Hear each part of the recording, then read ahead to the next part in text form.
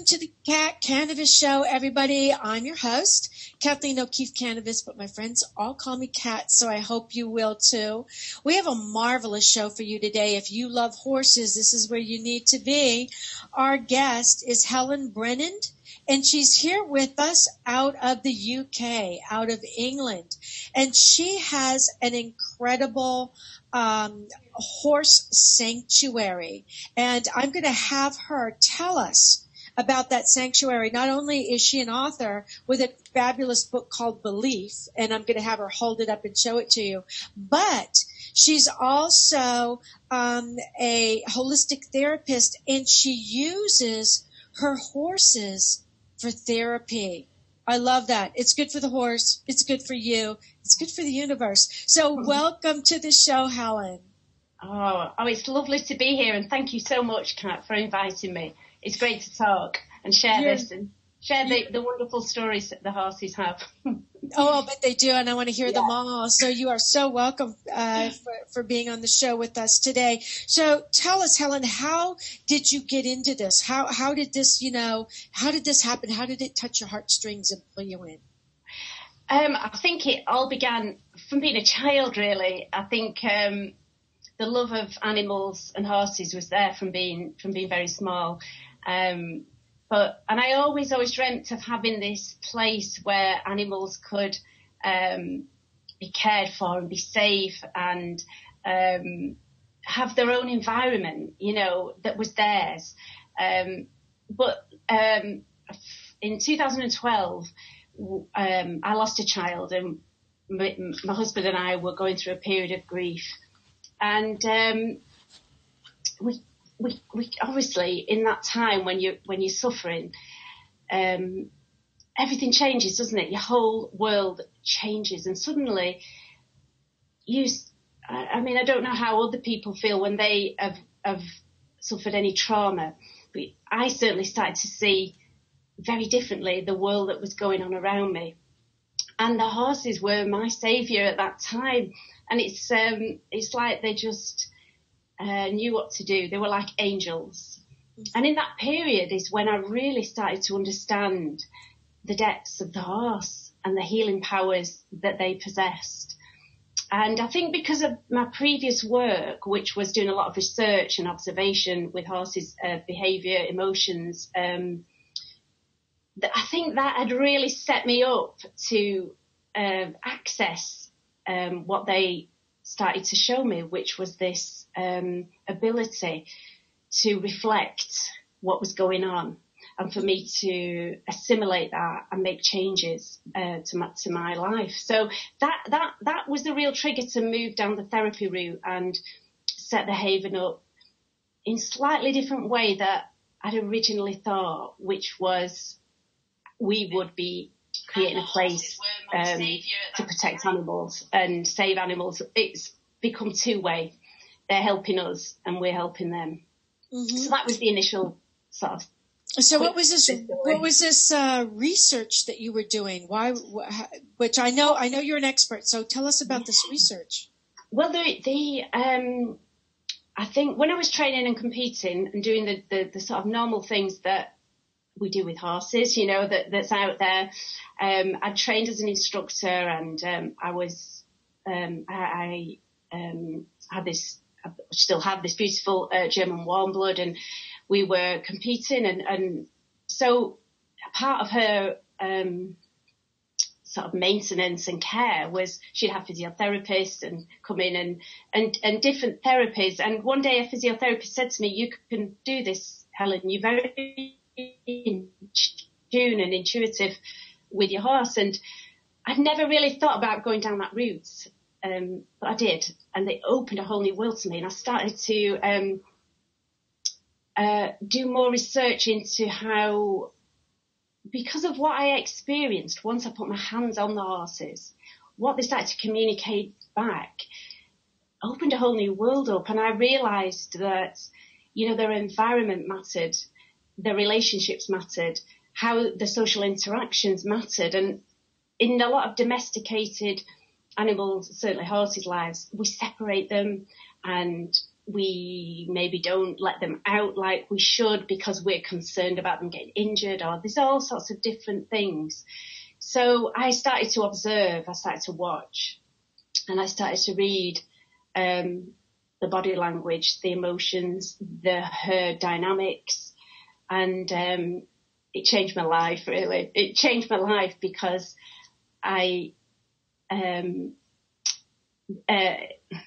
it just changed the whole way I thought about the care. So I changed their environment hugely.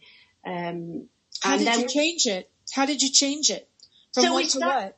So the turnout changed. So what I noticed, what I started to realise is, and through health, because I was very, another area that I was very interested in was a lot of the diseases that horses get, and laminitis, I'm sure you know, is certainly in the UK is crippling. There's so many.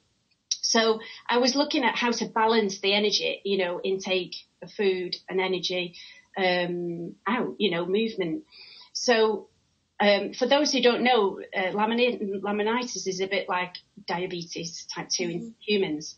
Mm-hmm. So I thought it's just like us, isn't it? Sat at the computer, eating and not moving. So I found it. It was a great system, and it was a guy in the US actually, and he'd done a lot of research himself, and it was called Paddock Paradise, and it was basically a set of tracks that you incorporate into the fields. So the horses move along the tracks, and you put different sort of stimulus around those areas. So you might grow herby areas so they can go and choose. That's another area. We got into self-selection. So the horses we started to see that they could select herbs that would heal them. So we started to really, it's an amazing, it's called zoopharmacognosy. And so that is again something that was growing at the same time. And it's phenomenal to watch them choose their own remedies. That is interesting. I love that. It's amazing. And I think it changed again how we cared for them, because we realised that they still had this connection through the limbic system. Mm-hmm. And when they do phlegming and the lip rises and they're breathing in, that is the brain is actually working out whether this will heal this, whether it needs it. And then you watch the responses and whether the horse needs to take that remedy. So going back to the other system was you put different stimulus in, so different track systems, different surfaces for the feet, so the feeling, different surfaces, which again is engaging all sorts of different physiological effects in different the body. muscles. So basically what you're doing with the horses is one of the things that they did in the classrooms or in the schools for children, saying if you give children a salad bar, they will go and choose a healthy diet according to their individual diets. And then the different tracks that you're talking about is a bit like going to the gym. So what you did with the horses is what we do when we want to really, really get healthy. So how did you use all of this and your sadness and your grief to help with the writing of your book, Belief? Well, the period when, so all this had been starting to go on, so there was lots of changes at the Haven. And then when I was in this place of grief, I was very present. It was mostly the first time I wasn't sort of goal setting and planning and trying to create. Mm-hmm. And what I witnessed was this unconditional love that they were offering me. And I realized that they were the most amazing light workers and energy workers that I'd ever witnessed, because they were healing aspects of me on so many levels. Mm-hmm. And I was having realizations about all sorts of things in life, understandings about things that seemed so complex to try and articulate in words were just, it was so simple. Mm-hmm. So every day they seemed to come to me, and their eyes would change. It's sort of like, the only way I can describe it was they looked like they were going into a trance, and the breathing would go really deep. And obviously, because I enjoy research, I love researching things. And as I came out of these, obviously non-physical experiences, and I did research. Again, I learned that it was a limbic resonance between the horse and the human, and they were able to share empathy in that very trusting relationship that we'd already previously built. So even though there was a lot more going on than just a shared empathy, I realized that they were helping me unravel, all the emotion. And it didn't just stop there. It went further back. It took me right back to where we, I suppose, become a little bit conditioned by, what others tell us and what we should do and we shouldn't do.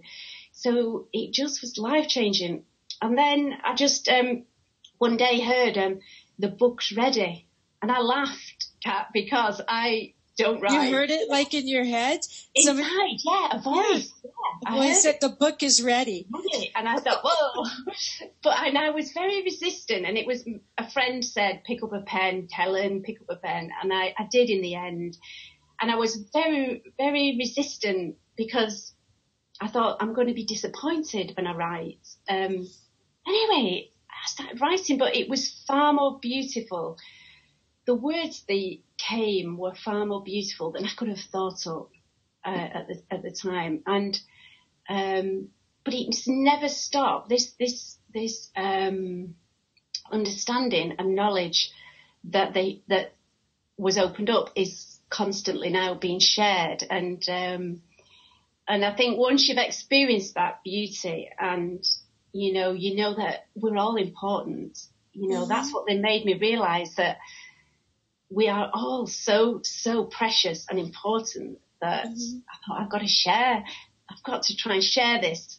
And I think what they taught me as I progressed was how to facilitate that unconditional love and that connection for others. So if our audience, somebody in our audience has lost a child, or they're grief stricken right now, what is the one thing you can share with them to help them move through that? What if they don't have horses? Let's say they don't have horses. What can they do?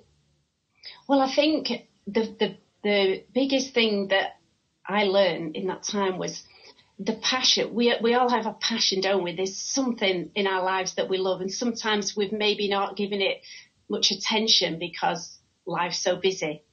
But I think if you can spend time with that passion and really observe it, or if you haven't got a passion that you can really, really think of that comes to mind, just get out into nature with either nature or animals and just watch. And because for me, the frequency in nature was what was resonating with me. Nature doesn't lie. It to me, it just mirrors the truth. And in that, it just showed me so many gifts and so many things to be grateful for. And that was, those were the steps out of those initial, really tough days where you are struggling just to get out of bed. Yeah, get out of bed, get out of the house, go hug a tree. Go all over the place. Go hug a tree. So, Helen, do you have your book with you? Can you hold it up for us? Yeah. It's beautiful. Did you choose that color for a reason? Well, yeah, I think because it was the colours, through the chakra system.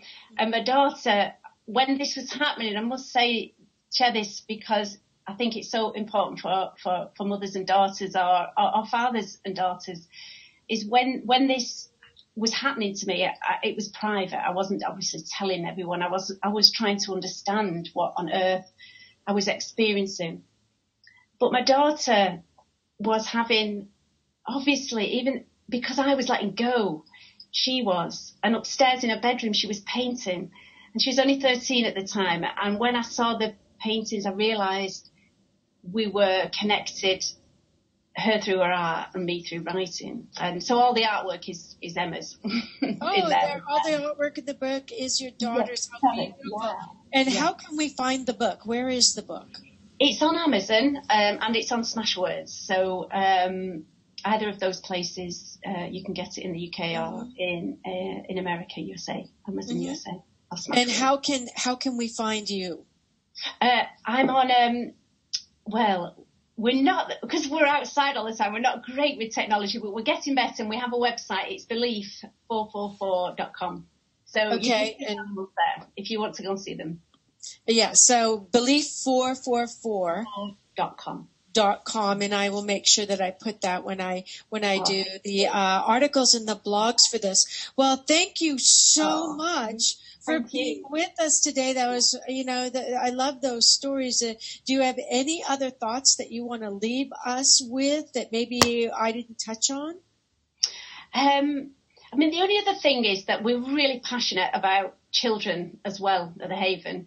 And we set up recently a blog where they can share sort of their inspiration and creativity and ideas, because I know children that have been here have been quite inspired by nature and the animals and the way they connect. And suddenly they may have started to write stories, or they may have just had a creative inspiration. So it'd be great if anyone is interested in looking there and sharing stories with us. And I think the other thing I'd love to leave everyone with is how I felt the day I was embraced on such a deep level with the horses, and that is that everyone's important and we're all special and we're all a part of this amazing jigsaw of life. So it's worth stepping out there and sharing stories. Oh, I agree. I think stories are basically the key to healing. And some of our audience, when they're listening to your story, they're going to go, my goodness, if she could get through it, I could get through it. So just by sharing that with us, you've helped so many people. And those of you watching live, if you're watching live and you want to share with Helen, maybe something that you went through or what you feel about what she went through, definitely leave it on the Facebook page in the comment. We'll make sure that she gets them. So again, Helen, thank you so much for being with us today. Really appreciate your being here. Well, thank you for having me. You're good. So welcome. And so until next time, guys, tune in next Tuesday, 5 p.m. Pacific, 8 Eastern Standard Time, when we will have more guests on healing, dreams, and inner guidance. And you got inner guidance with that. The book's ready. Good night, everybody. Bye.